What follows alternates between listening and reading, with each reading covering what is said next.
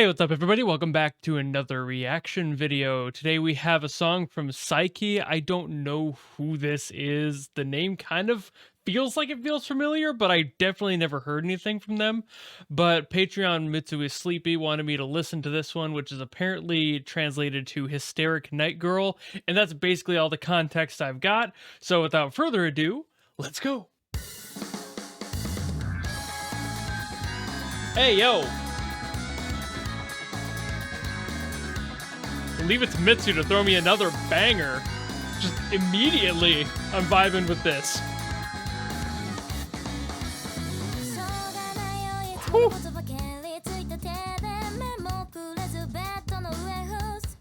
I recognize this voice.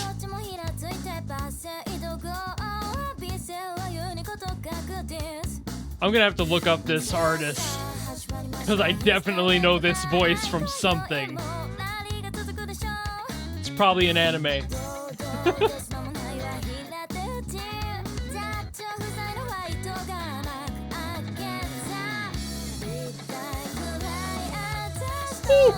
Oh my god, that tom tuning!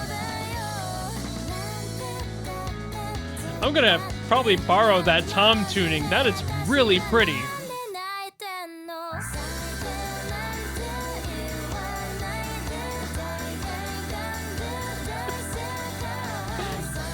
Oh man, this is really fun.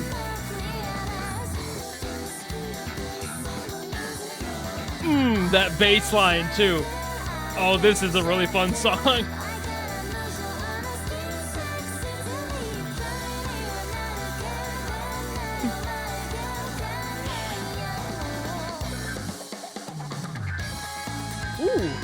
Ooh, and we got that right. Okay. A little bit of a swing happening, but I really like that drum fill in there too.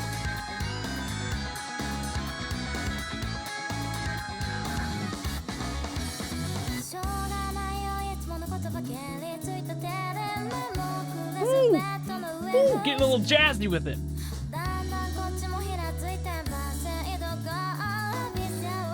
Using ghost notes? And the delay. I was prepared to hear a hit there, and I didn't.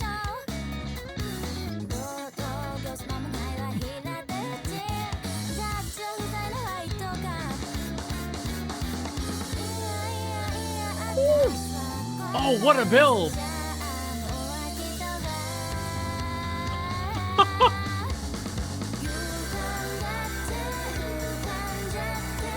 The song is so interesting musically.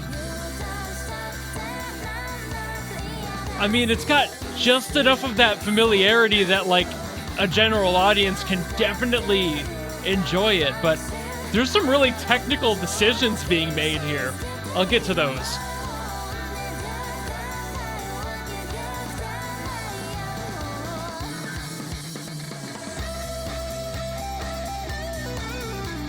Woo. And let the solo ring.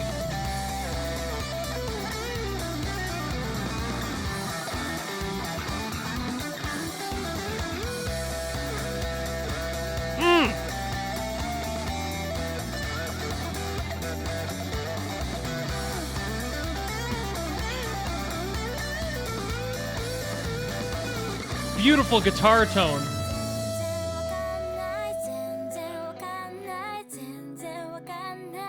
That guitar tone kind of reminded me of Cliffs of Dover a little bit. Had that sweetness to it.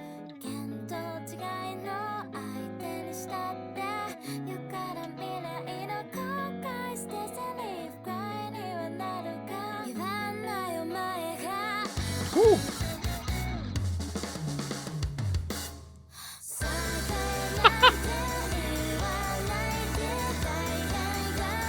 Man, Japan never fails with their, like, refrains. Whenever they bring the energy back in, they bring it back in 120%. Every time.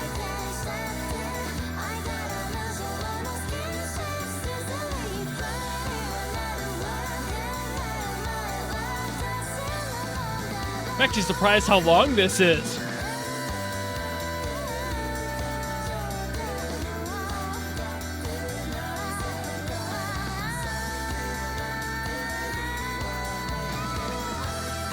You got me air drumming. How dare you?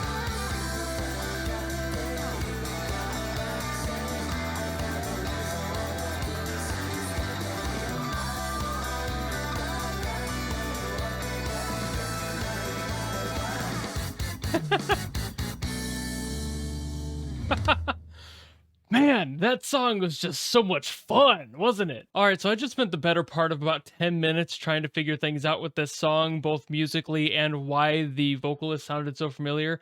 The producer is PSYQUI, now I'm aware of that. So I've probably heard of some other work that PSYQUI has done because the sound feels very familiar, but also the vocalist.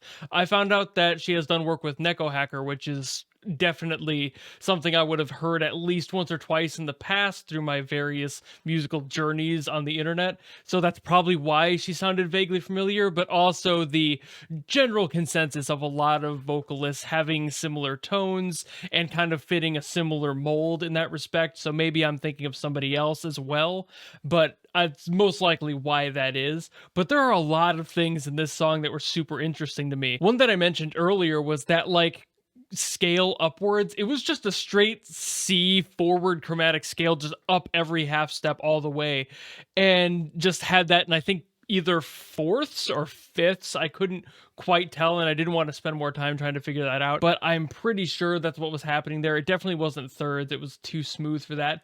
Could have been twos, but it felt too shallow. It felt wider than that. So I'm assuming fours or fifths, that it was just scaling up, moving the fingers each time. But that sounds really cool. So having that chromatic scale kind of act as a key change transfer was a really nice, cool funk flavored thing, on top of a bunch of other funk parts in this song that I loved. There was a lot of drum stuff I loved about this song, especially the tone of those toms was just so clean. I definitely believe that I'm going to take my own kit back here and try to match the tuning of these tom heads, because while I think I only heard 2 toms, I think I could manage to find a third note for my own set that'll fit that general line. But like, man, that was just they were so clear. They were so well tuned, and a lot of that resonates heavy in the ring that the tom had in it near the beginning, but you could also hear it during that like transitional drum fill near the end. There was just a lot to love about this song. A lot of funk-centric ideas, of course, just given the overall vibe of it. It had so much energy to it. Every single time my brain was like, okay, I'm enjoying myself. I can't wait to see what's next. They gave me something I wasn't anticipating was going to be next, even if it was as simple as those transitional bits, to something a little bit more subtle and expected, like going to the ride bell and stuff and just sitting on that, having the swing. That like jazz break too was another one that I was like kind of half expecting, because they love to do that for Japanese funk. They love to have their like more swingy jazz breakdowns, but I didn't know when it was going to happen, so it's always like a pleasant surprise. Like, you know, it's your birthday, but you don't know who's hiding, waiting to surprise you with that news. You know, you're just like, oh, hey! But I spent way too much time on figuring things out with this song for what I'm amounting to just maybe 5 to 10 minutes of me talking about it after the fact. There's so much I sunk into this just trying to figure things out for the song itself, just for my own personal gain. But I definitely am gonna be looking into messing with my drum set, especially, and seeing if I can't match that tone. That's just so delicious. Such a good sound. But with that said, I think I've blabbed enough, so thank you all so very much for watching. If you have any other songs you want me to listen to, by all means, leave them down in the comments below, and I will do my best. And otherwise, if you just like hearing me blab and you want to follow me and support me for more of that, you know how to do that, and I will see you in the next video.